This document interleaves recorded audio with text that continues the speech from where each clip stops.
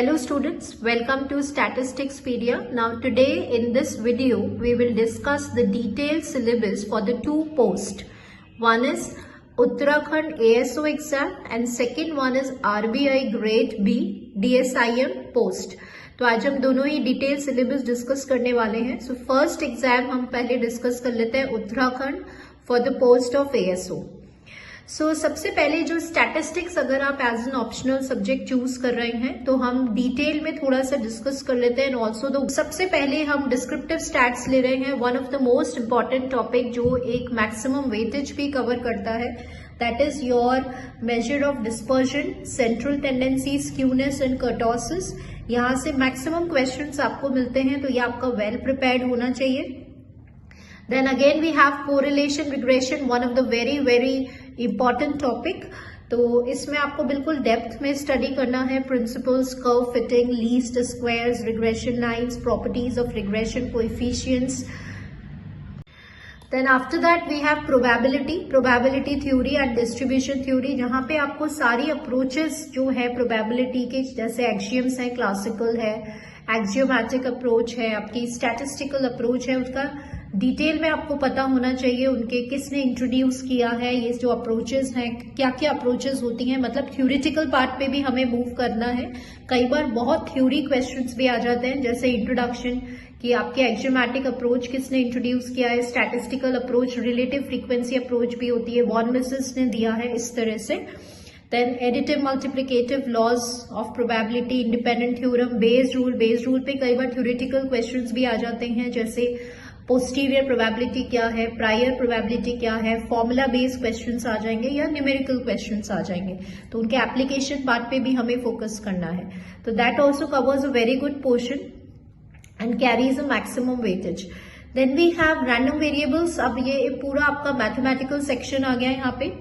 तो आपका मैथमेटिकल आपको पता होना चाहिए कितने टाइप के रैंडम वेरिएबल्स हैं. डिस्क्रीट है, कंटिन्यूअस है, probability mass function, then we have probability density function, joint distribution. कई बार क्वेश्चन आ जाता है, आपको जॉइंट डिस्क्रीट का टेबल दे दिया जाता है, आपको मार्जिनल पीएमएफ निकालना होता है, मार्जिनल पीडीएफ्स निकालने होते हैं. तो ये सब कॉन्सेप्ट्स और उनकी जो प्रॉपर्टीज बेस्ड क्वेश्चंस आ जाते हैं. Which of the following statements is true and false, so like so. And then we have mathematical expectation और कैरेक्टरिस्टिक फंक्शन की प्रॉपर्टीज प्लस क्वेश्चंस की कैसे आपको कैरेक्टरिस्टिक फंक्शन क्या हमेशा एग्जिस्ट करता है क्या, या मे और मे नॉट एग्जिस्ट. तो इस तरह के ट्रू एंड फॉल्स क्वेश्चंस बनते हैं, as well as numerical questions, moment generating functions and so on. Then we have a topic on inequalities. Inequalities भी आपको सारी, जैसे जेनसेन्स इनइक्वालिटीज है, सेंट्रल लिमिट थ्योरम्स है, शेबिशेव्स इनइक्वालिटी है, weak law of large numbers है. ये सारी इनइक्वालिटीज आप करिए. इस पर भी डायरेक्ट क्वेश्चंस आ जाते हैं या स्टेटमेंट्स के फॉर्म में क्वेश्चंस आते हैं. Then distributions, most important, again maximum weightage cover करता है. डिस्क्रीट प्रोबेबिलिटी डिस्ट्रीब्यूशन, जिसमें Bernoulli's, binomial, uniform, Poisson, hypergeometric, negative binomial, ये सारे आ गए. कंटिन्यूअस डिस्ट्रीब्यूशन में नॉर्मल आ गया, गामा, बीटा, एक्सपोनेंशियल, राइट. उनके फिटिंग पर भी फॉर्मूला आ सकता है. स्टूडेंट्स कई बार हम छोड़ देते हैं fitting of binomial and Poisson distribution and normal distribution. तो ये हमें बिल्कुल डेप्थ में स्टडी करना है. थ्योरी पार्ट भी क्वेश्चंस फ्रेम करते हैं, तो थ्योरी को नहीं छोड़ना है. हम न्यूमेरिकल, कई बार ऐसा होता है स्टूडेंट्स के, हम न्यूमेरिकल पे ज्यादा फोकस कर लेते हैं और थ्योरी छोड़ देते हैं. तो मैक्सिमम टाइम्स आप बिल्कुल बेसिक से बिगिन करिए. ऑल्सो क्वेश्चंस फ्रेम होते हैं कि किसने कौन से कॉन्सेप्ट को इंट्रोड्यूस किया, तो ये भी हमें पता होना चाहिए. फिर सेक्शन आता है आपका स्टैटिस्टिकल इन्फ्रेंस का. अब आपको पता है इन्फ्रेंस जो है वो टू पार्ट्स में, इसकी दो ब्रांचेस होती हैं. एक होता है थ्योरी ऑफ एस्टिमेशन, एक होता है थ्योरी ऑफ हाइपोथेसिस. तो हाइपोथेसिस में null hypothesis, composite hypothesis, alternative, simple hypothesis पे क्वेश्चंस, कितने टाइप की एरर्स होती है, टाइप 1 एरर, टाइप 2 एरर कैसे सॉल्व करते हैं, बीसीआर क्रिटिकल एरिया कैसे निकालते हैं, Neyman Pearson's lemma, likelihood function, ये सारे क्वेश्चंस हमें पता होने चाहिए. सारे कॉन्सेप्ट्स हमें पता होने चाहिए, एज वेल एज इस पर न्यूमेरिकल क्वेश्चंस, जैसे टाइप 1 एरर कैलकुलेट करना है, पावर ऑफ द टेस्ट आपको कैलकुलेट करना है, बीसीआर आपको कैलकुलेट करना है. तो ये क्वेश्चंस भी आते हैं. राउ ब्लैकवेल थ्योरम आता है, राइट। नॉन पैरामीट्रिक टेस्ट भी हमें पता होने चाहिए and also students unbiased test क्या होता है, रैंडमाइज टेस्ट की क्या कंडीशन होती है, तो ये सब क्वेश्चंस हमें पता होने चाहिए, right. Then we have non parametric test, again one of the most important topic, जिसमें से बहुत इजी क्वेश्चंस आते हैं और हम छोड़ के चले जाते हैं।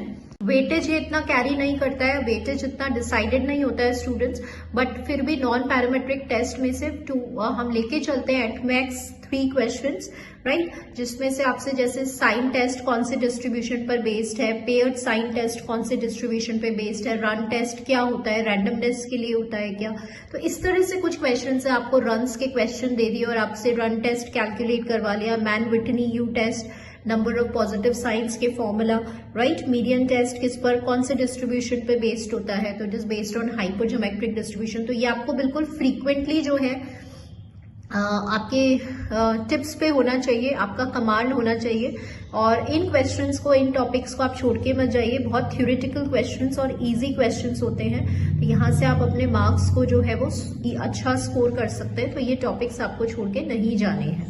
Then we have statistical quality control, SQC में आपको जितने भी चार्ट्स हैं, जैसे हमारे पास कितने टाइप कॉजेज ऑफ वेरिएशन है, जैसे we have chance causes of variation, assignable causes of variation, like अगर आपको कोई भी एग्जांपल दे दिया, जैसे डिफेक्टिव रॉ मटेरियल दे दिया, आपसे पूछ लिया बताइए कौन सा कॉज ऑफ वेरिएशन है, right. Then we have control chart for variables, mean chart, range chart, sigma chart, ये इसमें आपको कंट्रोल लिमिट्स पर क्वेश्चन आ सकता है, आपको डेटा दे दिया जाएगा और आपको यूसीएल और एलसीएल कैलकुलेट करनी है, right. Then we have control chart for attributes, P chart, NP chart, C chart, number of defects दे दिए, सी चार्ट कैलकुलेट करना है, कौन से डिस्ट्रीब्यूशन पर बेस्ड होता है, बाइनोमियल पे, पॉइसन, ये सब पता होना चाहिए। डिफेक्ट्स एंड डिफेक्टिव्स का आपको डिफरेंस पता होना चाहिए। Then we have some sampling plan, single sampling plan, double sampling plan, आपको ओसी कर्व के बारे में पता होना चाहिए, ऑपरेटिंग कैरेक्टरिस्टिक कर्व। तो ये सारा मैं आपको बता रही हूँ, मैं थोड़ा सा डिटेल में जाऊंगी कि क्या क्या किस किस टाइप के क्वेश्चंस फ्रेम हो सकते हैं, मैं वो भी बताऊंगी, सो दैट आप अपना प्रिपरेशन जो है वो स्ट्रैटेजी को फॉलो करके अपने शॉर्ट नोट्स प्रिपेयर करें। Then we have demography and vital statistics. Vital statistics में आपको लाइफ टेबल कितने कॉलम्स होते हैं, फॉर्मूलाज फॉर लाइफ टेबल जैसे QX, PX, LX, इन सब के फॉर्मूलाज पे बेस्ड क्वेश्चंस आ जाते हैं, right. What are the uses of life table, एक नॉर्मल लाइफ टेबल होता है, एक एवरेज लाइफ टेबल होता है, इसमें क्या डिफरेंस होता है ये हमें पता होना चाहिए। स्टेबल स्टेशनरी पॉपुलेशन में क्या डिफरेंस होता है, कई बार क्वेश्चन आ जाता है which of the following statements are true or false, तो that we should know. Also CBR, CDR, vital index, इन पर फॉर्मूलाज प्लस क्वेश्चंस भी फ्रेम हो जाते हैं, डेटा दे दिया जाता है और आपसे बोलते हैं CBR निकालिए, या विच of the following statement is true. CBR, CDR, general fertility rate, NRR, GRR, इन सब पे क्वेश्चंस फ्रेम होते हैं, तो इनके फॉर्मूलाज प्लस इनकी जो प्रॉपर्टीज हैं, जो बेसिक्स हैं, जो कॉन्सेप्ट्स हैं, वो हमें पता होने चाहिए। We have demography. डेमोग्राफी होता है study of the population size, right, जो बहुत सारे एस्पेक्ट्स पॉपुलेशन की कवर करता है। सो हियर डेमोग्राफी में स्टूडेंट्स डेमोग्राफी भी हमें स्टडी करना है, और जो एक्टिविटीज हैं स्टैटिस्टिकल ऑर्गेनाइजेशंस की, उस पर भी कई बार बहुत सारे क्वेश्चंस फ्रेम हो जाते हैं, जैसे CSO है, सेंट्रल स्टैटिस्टिकल ऑर्गेनाइजेशन, NSSO है, क्या क्या एक्टिविटीज परफॉर्म करता है, व्हाट इज द रोल, तो स्टैटिस्टिकल ऑर्गेनाइजेशंस, और इनको जरूर प्रिपेयर करिए, इन पर आपके क्वेश्चंस जो हैं वो अच्छे आ जाते हैं और वेटेज भी जो है वो ये कैरी करते हैं। नंबर्स है, राइट, टाइम सीरीज है, time series analysis, components of time series, seasonal, trend, cyclical के क्या क्या मेथड्स होते हैं, कैसे हम एस्टिमेट करते हैं। कई बार आपको डेटा दे दिया जाता है और method of simple average calculate करने का, सैम्पलिंग थ्योरी, ये भी एक मेजर जो है वो पार्ट कवर करता है, सैम्पलिंग थ्योरी, जहां पे आपका सेंसस मेथड क्या होता है, सैम्पलिंग मेथड क्या होता है, व्हाट इज द डिफरेंस, कितने टाइप की एरर्स होती है, sampling, non sampling error, right. Then कितने टाइप्स की सैम्पलिंग होती है, simple random sampling, with replacement, without replacement, total number of possible samples, variance का formula with replacement, without replacement, right. तो ये सब कुछ छोटे छोटे बेसिक कॉन्सेप्ट, शॉर्ट पॉइंट्स आपको बनाते जाने, तभी आपकी जो थियोरी पार्ट है वो स्ट्रांग होगा और न्यूमेरिकल आप इम्प्लीमेंट कर पाएंगे। तो सबसे पहले आपको थ्योरी स्ट्रांग करना है, फॉर्मूलाज पे आपको कमांड रखना है, राइट। स्टैंडर्ड एरर्स आपको पता होना चाहिए, जैसे स्ट्रेटिफाइड में प्रोपोर्शनल एलोकेशन पे क्वेश्चन आ जाता है, स्ट्रैटम साइज निकालनी होती है, optimum allocation, Neyman's allocation, which of the following statement is true, what do you mean by systematic sample. कई बार क्वेश्चन आ जाता है which of the following statements are true for systematic sample और उसके एडवांटेज गिवन होते हैं। तो ये आप तभी कर पाएंगे जब आपको पता होगा कि what are the advantages of systematic sampling, like cluster sampling, design of experiment, again one of the major part जो है वो play करता है आपके एग्जाम में, जिसमें अनोवा क्या होता है, one way, two way models, कितने टाइप के मॉडल्स होते हैं, फिक्स्ड इफेक्ट होते हैं, mixed effect, random effect model, what are the basic principles, randomization, replication, local control, कितने टाइप के डिजाइन है, सीआरडी में कौन से प्रिंसिपल्स फॉलो होते हैं, क्या फॉर्मूला होता है सीआरडी का, ठीक है। इवन स्टूडेंट सीआरडी के जो आप फॉर्मूले आप पढ़ेंगे, TSS, SST, MST, mean sum of squares क्या होते हैं, आप जैसे प्रैक्टिकल्स में जो फॉर्मूला यूज करते हैं सीआरडी का, करेक्शन फैक्टर यूज करके, आरएसएस माइनस करेक्शन फैक्टर, तो डेटा दे दिया जाता है बहुत, और आपसे बोल दिया इसका टीएसएस कैलकुलेट करो। तो ये भी आपको पता होना चाहिए कि करेक्शन फैक्टर कैसे निकालते हैं, रॉ सम ऑफ स्क्वायर्स कैसे निकालते हैं। तो ये छोटी छोटी बातें हैं, कुछ स्मॉल पॉइंट्स हैं जो इसीलिए मैंने ये डिटेल सिलेबस रखा है कि आपको किस टाइप से अपना प्रिपरेशन फॉलो करना है। इसमें we have randomized block design, Latin square design, factorial experiments, 2 square and 2 cube factorial experiments. तो आपको इस पे सबसे ज्यादा ऑफिशियल स्टैटिस्टिक्स पे भी फोकस करना है, that I told you, it is very important. जैसे जो इंडियन स्टैटिस्टिकल सिस्टम है, राइट, सीएसएसओ, एनएसएसओ, उनकी एक्टिविटीज, रिसेंट में अभी क्या अपडेट्स हैं सीएसओ या एनएसएसओ से रिलेटेड, तो ये भी क्वेश्चंस आते हैं। और सो ये आपके कुछ मेजर क्वेश्चंस हैं। Then we have multivariate analysis भी है आपका, bivariate normal, bivariate data, multivariate normal distribution, इस पर प्रॉपर्टी बेस्ड क्वेश्चंस आते हैं। और estimates of parameters of multivariate normal distribution, यहाँ पे आपके सिलेबस में लिखा हुआ है, इट इज डेरिवेशंस नहीं आएंगे बट आपको प्रॉपर्टीज पता होनी चाहिए। ऑपरेशन रिसर्च में आई टोल्ड यू, ऑपरेशन रिसर्च के स्टूडेंट्स बेसिक कॉन्सेप्ट्स भी हमें पता होने चाहिए, थ्योरी पार्ट भी जैसे किसने इंट्रोड्यूस किया एंड ऑल दैट, ये भी हमें पता होना चाहिए। Next we have is an LPP linear programming in operation research पे हंगेरियन मेथड है, असाइनमेंट प्रॉब्लम्स है, ट्रांसपोर्टेशन प्रॉब्लम्स है। Then we have game theory, right, 2% 0, minimax, maximax theorems, and we have graphical methods, simplex methods. तो यहाँ पे आपको बिल्कुल depth study करना है राइट फ्रॉम ईयर, आपका exam day, without wasting the time. Prepare the short notes because ये आपको बहुत ज्यादा हेल्प करने वाले हैं, शॉर्ट नोट्स रिविजन टाइम के लिए, और फॉर्मूलाज पे आपका कमांड बहुत अच्छा होना चाहिए।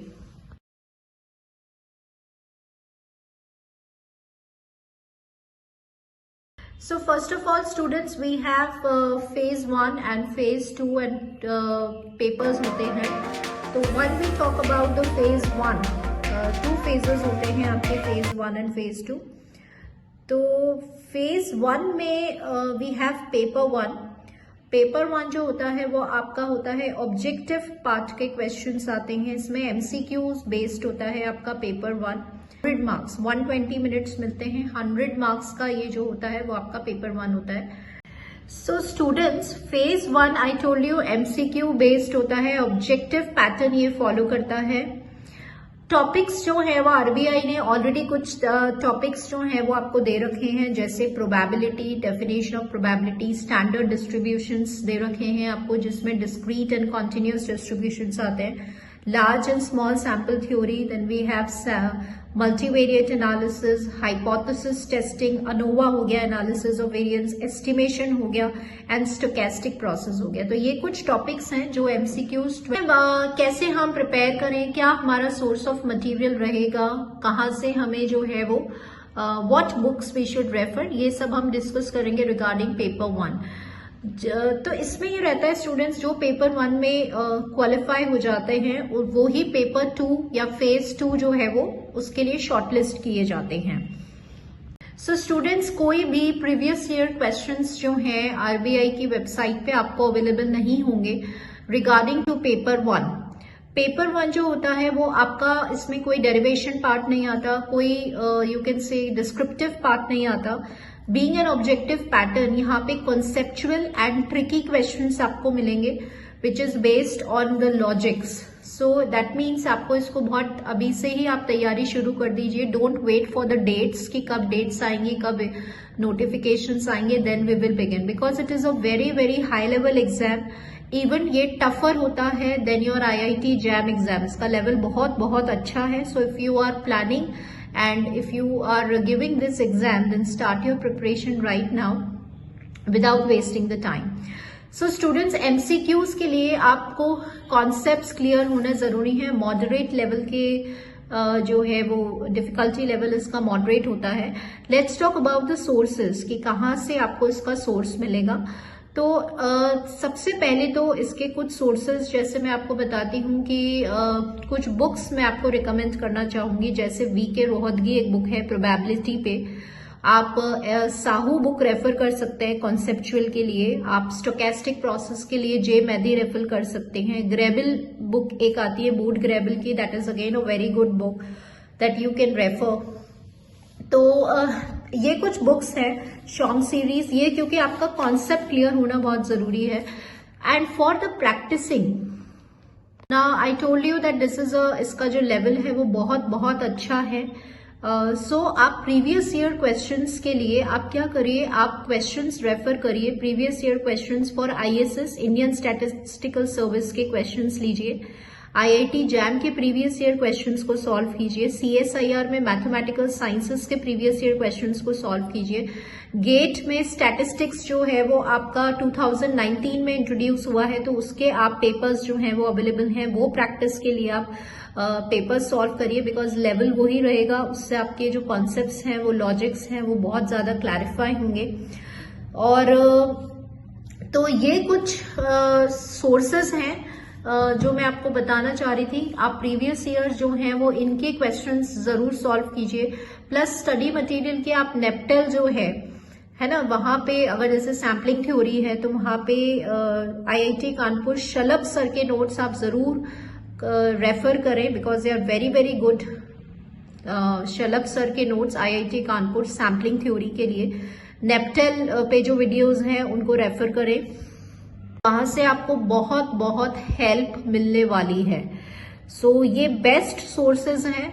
गेट स्टैटिस्टिक्स के पेपर्स 2019 के बाद, ISS के 2018 के बाद के जो प्रीवियस ईयर पेपर्स हैं, स्टार्ट सॉल्विंग देम, तो वो आपके बहुत ज्यादा कॉन्सेप्ट्स को स्ट्रॉन्ग बना देंगे। और ये तो पेपर 1 की बात हुई स्टूडेंट्स, ठीक है।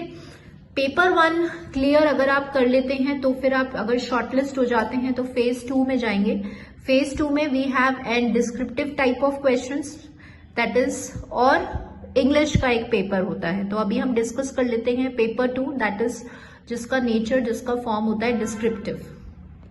सो स्टूडेंट्स, डिस्क्रिप्टिव में जैसे last year I don't remember but 6 sections हुआ करते थे और 2 सेक्शंस शायद ऐड किए थे, तो 8 सेक्शंस थे आपके डिस्क्रिप्टिव में। So here these are the topics जो RBI की वेबसाइट पे आपको ये सिलेबस भी मिल जाएगा, जैसे probability, sampling, linear models, economic statistics, inference estimation, non parametric test, stochastic, numerical analysis, basic computer techniques and multivariate analysis. So these are the certain topics which are given. अब इसमें से आप अपने 3 सेक्शंस आप जरूर प्रिपेयर करें अच्छे से, बिकॉज एक बैकअप प्लान भी रखें आप कि अगर सपोज किसी सेक्शन का डिफिकल्टी लेवल बहुत ज्यादा अच्छा आ गया, हायर आ गया, तो एक बैकअप आपके पास होना चाहिए कि हम उसमें से जो है वो अटेम्प्ट कर ले। Maximum question sampling, maximum students जो हैं वो sampling, multivariate analysis, linear models, LPP में से जो है वो सेक्शंस लेते हैं, depending upon the difficulty level. जो उसके प्रीवियस ईयर जो पेपर्स है वो RBI की वेबसाइट पे अवेलेबल रहेंगे, तो उससे आपको बहुत अच्छा एक आइडिया मिल जाएगा कि किस टाइप के क्वेश्चंस आते हैं, क्या लेवल आता है, कैसे क्वेश्चंस फ्रेम होते हैं, और सो दैट उनकी हेल्प से आप अपनी पेपर 2 की जो स्ट्रैटेजी है वो फॉलो कर पाएं और प्लान आउट कर पाएं कि कैसे आपको स्टडी करना है। यहाँ पे टाइम मैनेजमेंट एक की फैक्टर रहता है, क्योंकि डिफिकल्टी लेवल बहुत अच्छा है। It is much more tougher than your JAM questions also students. So यहाँ पे बस मैं आपको यही कहना चाहूंगी कि आप ऐसा मत सोचिए कि आप पेपर 1 के लिए अलग से प्रिपरेशन कर रहे हैं और पेपर 2 के लिए अलग से, आपको साथ में साइमल्टेनियसली कैरी ऑन करना होगा बिकॉज टॉपिक्स सिमिलर हैं। तो एक इंटीग्रेटेड प्रिपरेशन करिए फेज 1 और फेज 2 के लिए, और आप कंसिस्टेंसी और कंटिन्यूअस प्रिपरेशन रखेंगे तो जरूर आप, अगर इस एग्जाम का टारगेट कर रहे हैं तो जरूर आप इसमें क्लियर करेंगे। One of the prestigious job है, लेकिन इसमें it demands for time management, it demands for consistency और कंटिन्यूअस प्रिपरेशन, प्लस क्योंकि इसमें ज्यादा कंपटीशन नहीं होता है स्टूडेंट। तो ये कुछ सोर्सेस मैंने आपको बताए, आपके लिए बहुत बहुत हेल्पफुल रहेंगे अगर आप इसी पे वर्कआउट करेंगे और प्रैक्टिस पे फोकस रखेंगे। स्ट्रैटेजी जो आपको फॉलो करनी है, नोट्स इज मस्ट। आपको इसमें एक माइंड मैप्स और शॉर्ट नोट्स प्रिपेयर करने पड़ेंगे। लॉजिक्स, कॉन्सेप्चुअल जैसे रिग्रेशन है, तो अगर ये अजम्पशन सेटिस्फाई नहीं हुआ तो उसकी जगह क्या हम ऑल्टरनेटिव लेंगे, इस तरह से आपको माइंड मैप्स बनाने पड़ेंगे so that revision, at the time of revision आपके वो माइंड मैप्स और शॉर्ट पॉइंट्स ही जो है वो हेल्पफुल रहें। तो आप जैसे अपनी प्रिपरेशन करें तो जरूर तैयार करें और बिल्कुल डेप्थ में स्टडी करें। राइट नाउ से आप अभी से ही अपनी प्रिपरेशन शुरू कर दीजिए for this higher level exam. Plus इसमें मैंने आपको बताया फेज 2 में आपके 2 पेपर्स होते हैं, एक डिस्क्रिप्टिव पेपर होगा, एक इंग्लिश का पेपर होता है। इंग्लिश बेस्ड जो होता है उसमें स्टूडेंट्स जैसे कॉम्प्रिहेंशन आ जाता है, उस कॉम्प्रिहेंशन पे बेस्ड क्वेश्चंस आ जाते हैं। बैंकिंग से रिलेटेड यूजुअली जो इंग्लिश का ऐसे राइटिंग, बैंकिंग्स, या जो अभी लेटेस्ट आपका अपडेट चल रहा है related to economic policies, related to banking sectors, उस पर बेस्ड आपके जो है क्वेश्चन ज्यादातर रहते हैं। और जनरल नॉलेज बेस्ड क्वेश्चन ज्यादा रहते हैं, कॉम्प्रिहेंशन बेस्ड क्वेश्चन ज्यादा रहते हैं इंग्लिश वाले पेपर में। तो यहाँ पे आपकी राइटिंग स्किल्स को टेस्ट किया जाता है, आपकी अंडरस्टैंडिंग लेवल को टेस्ट किया जाता है। तो बहुत अच्छे लेवल का एग्जाम है, तो इसकी प्रिपरेशन भी उतनी ही अच्छी होनी चाहिए, right? So this video is all about this students, so do share this videos to all the RBI aspirants and those who want to give this exam, so that उनको भी ये डिटेल नॉलेज प्रोवाइड हो, source material references जो है वो उनकी भी help हो जाए। So this is all for today and thank you students for watching this channel. Stay connected to the channel. Thank you.